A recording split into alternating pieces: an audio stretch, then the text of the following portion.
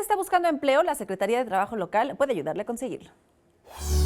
Si usted ha buscado empleo y no ha encontrado, existen herramientas que le ayudarán a conocer cuáles son las cualidades y habilidades para encontrar la mejor opción. Esto lo puede encontrar a través del taller para buscadores de empleo de la Secretaría del Trabajo y Fomento al Empleo de la Ciudad de México.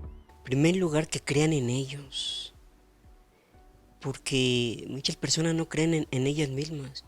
Y eso es una desventaja, porque una empresa va a contratar a alguien que está seguro, que viene con la actitud positiva de trabajar.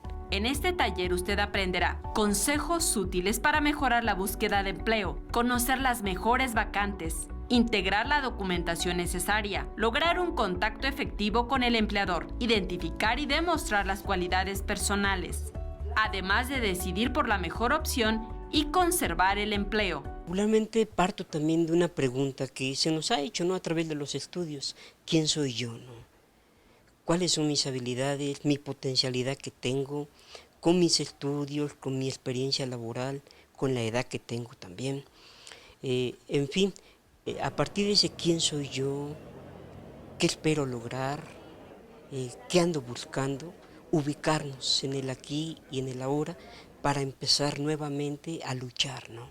Durante 2016, la Secretaría del Trabajo y Fomento al Empleo de la Ciudad de México ayudó a colocar a 59,081 personas en un trabajo. Para mayor información puede comunicarse al 5709-3233, extensiones 2010 y 2014.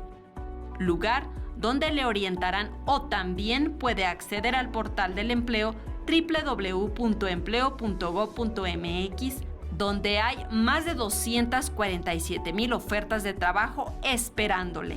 Con imágenes de Manuel Hernández, Saray Mariscal, 21 Noticias.